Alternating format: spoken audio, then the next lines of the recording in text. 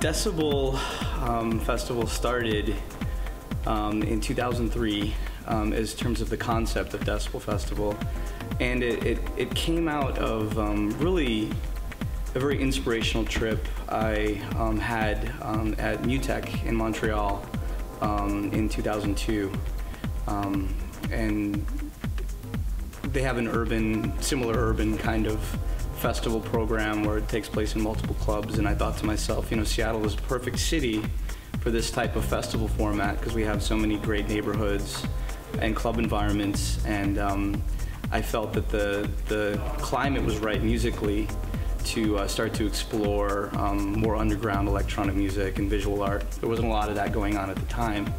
It was more, you know, they had the raves on one side and you had big club events on the other, but there wasn't really any sort of cross-pollination with kind of emerging electronic music. So I thought it was a good time to introduce something like that to Seattle. And it started really with sending out a kind of call for action to a list that is still going on called Euphonic. And that brought together about 50 people. We met at Barça and started to kind of talk about what, at the time we were just calling it the Northwest Electronic Music Festival. And Decibel came, I think, 3 months later after we'd already sort of decided to go with the club-based format. And the very first festival program, our inaugural year, was in 2004, which at the time, there wasn't a whole lot of that happening. You know, the whole idea of a laptop performance was kind of in its infancy back in 2003 and 2004.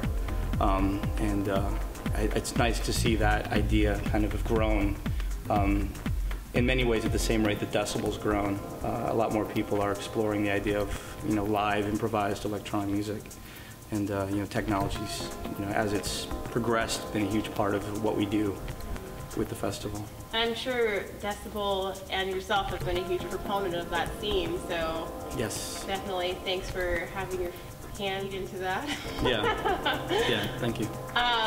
And there has been a little bit of growth as far as the visual aspect of that. I was able to attend last year. There was lots of visual shows. The one in particular, I saw the Triple Door where Tycho did an AV set. Tim Hecker did an AV set with an artist by the name of Lilivin, and those were the two sort of headlining sets, but yeah, there's some other artists performing as well.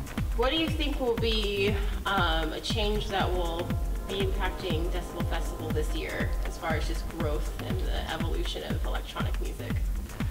Well, we're excited to be announcing our new venue partnerships this year, which are the Showbox Market, the Paramount Theater, the Fred Wildlife Refuge, and the Crocodile. Venues that we've, you know, been talking with for a while, and in some cases worked with on various one-off events, but, you know, being a venue partner and actually having to be part of, you know, a multiple-day festival, it's going to mean that we can do a lot more interesting things in terms of venue layout, visual art, production value in general. I think is going to be much higher this year. And dealing with venues with larger capacities, you know, obviously that means that we can look at larger artists that we might have not been able to book in the past due to capacity issues or just venues being too small or budgets not being big enough. So that's going to open up a lot of doors. And obviously all those venues are downtown, or no, 3 of them are downtown, Fred's on the Hill, but being downtown I think is going to in some ways open up more doors and possibilities, I think, to, you know, potentially an out-of-town audience, potentially an audience that isn't as familiar with the festival. So exciting, you know, transformation there. Do you have an artist in particular you're most excited for this year? We haven't actually announced any of the artists yet, and it's probably not going to happen until May when we do the pre-sale tickets. Maybe just one? I can say that Green Velvet is coming back to Seattle, one of our highlight performances from 2006, and he's going to be doing both a Green Velvet set and a debut Kashmir set. One of my favorite artists going back to, you know, the early 90s, so I'm particularly excited about having Curtis back out. Well, great. Thanks for sharing your juicy bit with us. That's the jam. You heard it here first. And And also, speaking about expanding venues, Decibel Festival is going to Bumbershoot 2011. Yes. That's huge. It's a big, yeah, it's a very big deal for us, and I'm very excited to be working with One Reel and John Stone and Chris Porter and the whole team on developing what will be really the first foray into an electronic music stage that they've, to my knowledge, really embraced. And I think that says a lot about the state of electronic music and also Seattle's acceptance of it. You've had a huge part of that. I don't mean to interview you and kiss your butt, except that's like, you've had so much to do with that expansion in Seattle and in general, just for it to have this huge forum here in Seattle. But thanks for making that happen, Sean. Thank you. Well, it's, it definitely takes a larger community to make something like that happen. And the support we've been given by, local publications, the local community, people like KXP, The Stranger, it's really helped to expand what was a very kind of small idea into something that I think has grown internationally. I think you were the one who put on Bath's first show. It's open for Daedalus here in Correct. Seattle. Yeah. So he's gotten so big in the past year. I know. And it's cool to also have your name on that too. Just like Bath's first show in Seattle was here with you. Yeah. So we can definitely have incentive to look at everybody who's playing, because it's probably going to be who's popular next year. There's the hope that, when we book an artist, that we can build a relationship with them, and in many cases have been able to do that. And, I look forward to bringing Baths back out, hopefully for Decibel this year. And many of the other artists that we've had success with over the years. You kind of develop, with a festival where you have very intimate kind of connection with the artist, and you really get a chance to, meet with them, connect with them.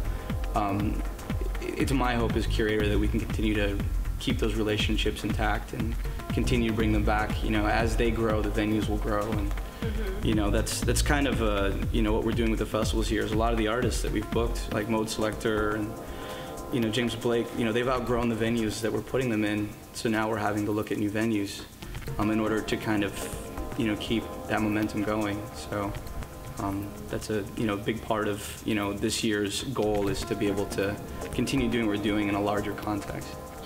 So as far as you being curator of Decibel Festival and also your partnership with Bumbershoot, do you feel that since you're putting more out there, that the quality of either festival is going to be diluted?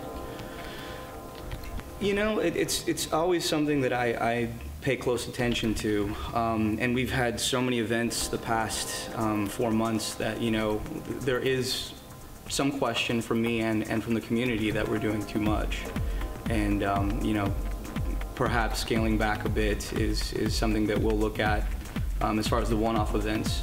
In terms of Bumbershoot and the festival, they're very distinct audiences and they're very distinct festivals, and my goal with Bumbershoot is to offer more of a recap of what we've been doing over the past 8 years to an audience that probably isn't all that familiar with us.